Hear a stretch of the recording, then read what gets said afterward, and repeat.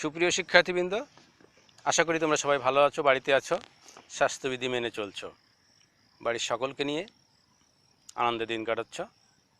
তো আজ আমরা যে বিষয়টা আলোচনা করব সেটা হচ্ছে প্রাইভেট লিমিটেড কোম্পানি এবং পাবলিক লিমিটেড কোম্পানির মধ্যে পার্থক্য। আমরা কোম্পানি সংগঠন যখন শ্রেণীবিভাগ পড়ছিলাম তখন সেখানে আমরা দুটো অংশ পড়েছিলাম বা দুটো শ্রেণী পড়েছিলাম।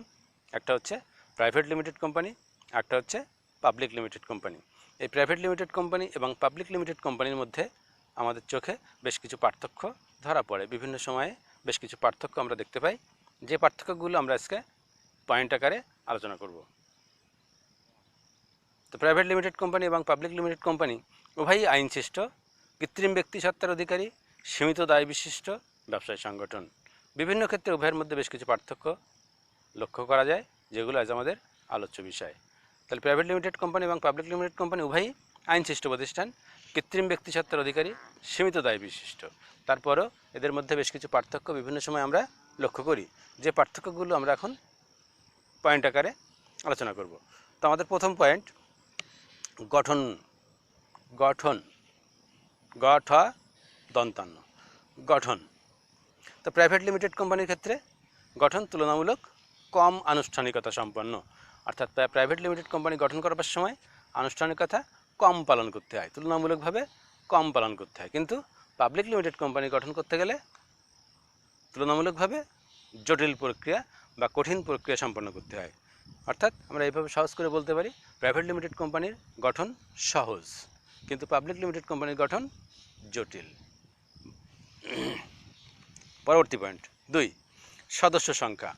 সদস্য সংখ্যা অর্থাৎ প্রাইভেট লিমিটেড কোম্পানির সদস্য সংখ্যা আমরা জানি 2 থেকে 50 জন, অর্থাৎ সর্বনিম্ন 2 জন এবং সর্বোচ্চ 50 জন। প্রাইভেট লিমিটেড কোম্পানির সদস্য সংখ্যা সর্বনিম্ন 2 জন এবং সর্বোচ্চ 50 জন। কিন্তু পাবলিক লিমিটেড কোম্পানির সদস্য সংখ্যা সর্বনিম্ন 7 জন এবং সর্বোচ্চ শেয়ারের সংখ্যা দ্বারা সীমাবদ্ধ, অর্থাৎ ওই কোম্পানির যতগুলো শেয়ার তত সদস্য হতে পারে। আমরা শেয়ার কি সেটা আগে পড়ছি। যৌথ মূলধনী ব্যবসায় তার মোট মূলধনকে কতকগুলো ক্ষুদ্র ক্ষুদ্র অংশে ভাগ করে, প্রত্যেকটা ভাগকে বলা হয় শেয়ার। তো শেয়ার সংখ্যা দ্বারা সীমাবদ্ধ, অর্থাৎ পাবলিক লিমিটেড কোম্পানির সর্বোচ্চ সদস্য সংখ্যা তার শেয়ার সংখ্যা দ্বারা সীমাবদ্ধ এবং সর্বনিম্ন সদস্য সংখ্যা 7 জন। তাহলে প্রাইভেট লিমিটেড কোম্পানির সদস্য সংখ্যা সর্বনিম্ন 2 জন এবং সর্বোচ্চ 7 জন, আর পাবলিক লিমিটেড সর্বনিম্ন 2 জন এবং সর্বোচ্চ 50 জন। প্রাইভেট লিমিটেড কোম্পানির সদস্য সংখ্যা সর্বনিম্ন 2 জন এবং সর্বোচ্চ 50 জন, কিন্তু পাবলিক লিমিটেড কোম্পানির সদস্য সংখ্যা সর্বনিম্ন 7 জন এবং সর্বোচ্চ তার শেয়ারের সংখ্যা দ্বারা সীমাবদ্ধ। 3, শেয়ার বিক্রয়। শেয়ার বিক্রয়। প্রাইভেট লিমিটেড কোম্পানি জনসাধারণের উদ্দেশ্যে শেয়ার বা ঋণপত্র বিক্রয়ের আহ্বান জানাতে পারে না। প্রাইভেট লিমিটেড কোম্পানি তার শেয়ার বা ঋণপত্র বিক্রয়ের জন্য জনসাধারণের নিকট আহ্বান জানাতে পারে না। এটা শুধুমাত্র তাদের ওই যে 2 থেকে 50 জন সদস্য, এই 2 থেকে 50 জন সদস্যের মধ্যেই সীমাবদ্ধ। এর বাইরে তারা কারো কাছে শেয়ার বা ঋণপত্র বিক্রয় করতে পারে না।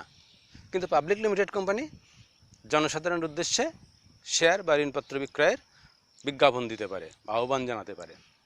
প্রাইভেট লিমিটেড কোম্পানি জনসাধারণের উদ্দেশ্যে শেয়ার বিক্রয়ের আহ্বান জানাতে পারে না, কিন্তু পাবলিক লিমিটেড কোম্পানি পারে জনসাধারণের উদ্দেশ্যে শেয়ার বা ঋণপত্র বিক্রয়ের আহ্বান জানাতে পারে। 4, কার্যক্রম শুরু। কার্যক্রম শুরু। প্রাইভেট লিমিটেড কোম্পানি তার নিবন্ধনপত্র পাওয়ার সাথে সাথে কার্যক্রম শুরু করতে পারে।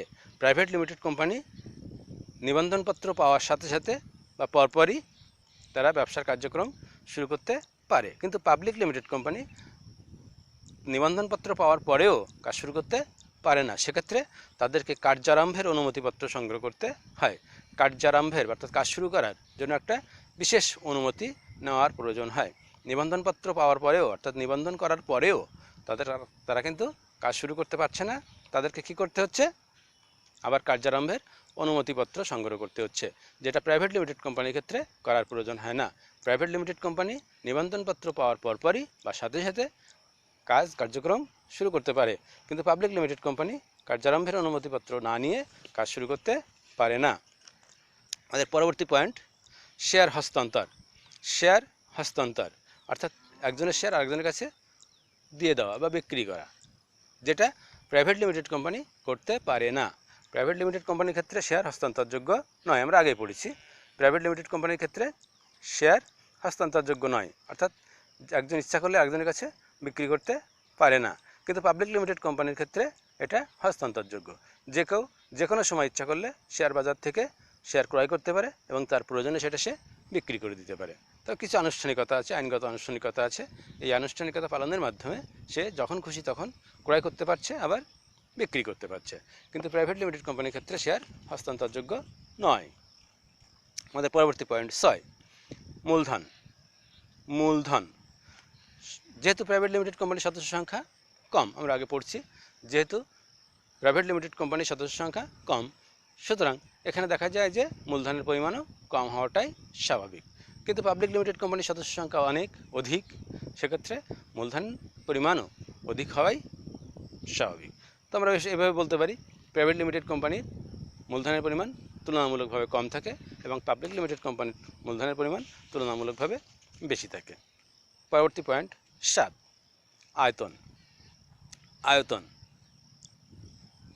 প্রাইভেট লিমিটেড কোম্পানি যেহেতু সদস্য সংখ্যা কম, মূলধন কম, সুতরাং এর আয়তন কম হওয়াটাই স্বাভাবিক।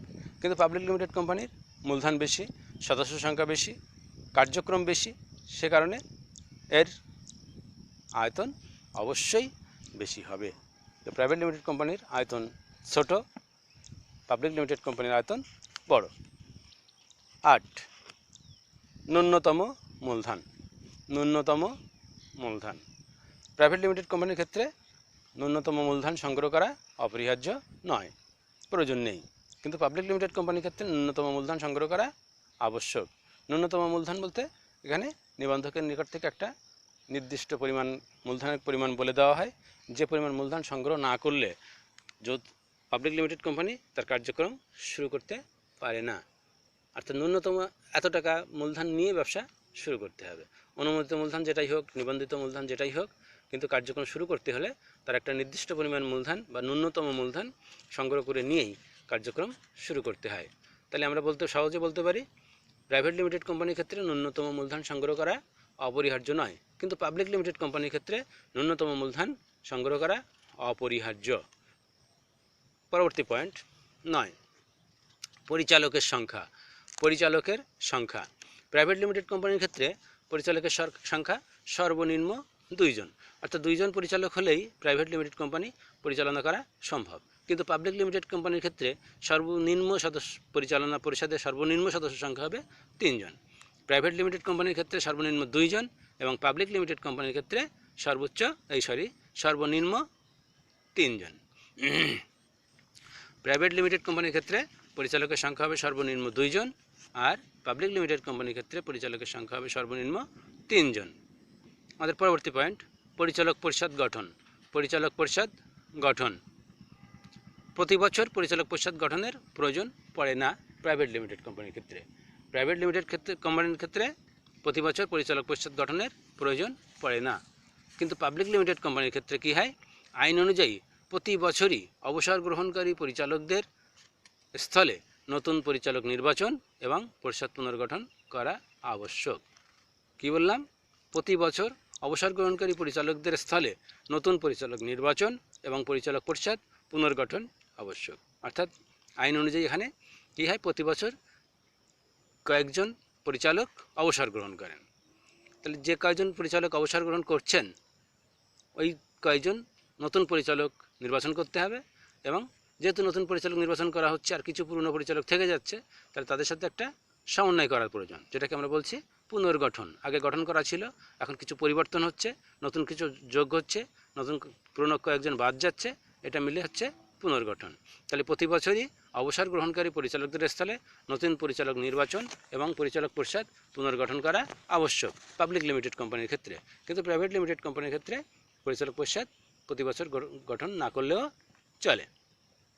পরবর্তী পয়েন্ট, বিধিবদ্ধ সভা ও বিবরণী।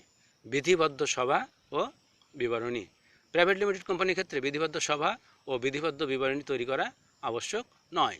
প্রাইভেট লিমিটেড কোম্পানির ক্ষেত্রে বিধিবদ্ধ সভা ও বিধিবদ্ধ বিবরণী প্রস্তুত করা আবশ্যক না, অর্থাৎ বিধিবদ্ধ সভা করাও আবশ্যক না, আবার বিধিবদ্ধ বিবরণী তৈরি করাও আবশ্যক না। কিন্তু পাবলিক লিমিটেড কোম্পানির ক্ষেত্রে বিধিবদ্ধ সভা আবশ্যক, অর্থাৎ বছরে একটা সভা তাদেরকে করতে হবে এবং এই সভার যে কার্যবিবরণী সেটাও সংরক্ষণ করতে হবে পাবলিক লিমিটেড কোম্পানির ক্ষেত্রে। কিন্তু প্রাইভেট লিমিটেড কোম্পানির ক্ষেত্রে এটা আবশ্যক না। আমাদের পরবর্তী পয়েন্ট বা সর্বশেষ পয়েন্ট, হিসাব নিরীক্ষা। হিসাব নিরীক্ষা প্রাইভেট লিমিটেড কোম্পানির ক্ষেত্রে হিসাব নিরীক্ষা করার প্রয়োজন নেই বা আবশ্যকতা নেই, কিন্তু পাবলিক লিমিটেড কোম্পানির ক্ষেত্রে হিসাব নিরীক্ষণ আবশ্যক। প্রাইভেট লিমিটেড কোম্পানির ক্ষেত্রে হিসাব নিরীক্ষণ আবশ্যক নয়, কিন্তু পাবলিক লিমিটেড কোম্পানির ক্ষেত্রে হিসাব নিরীক্ষণ আবশ্যক।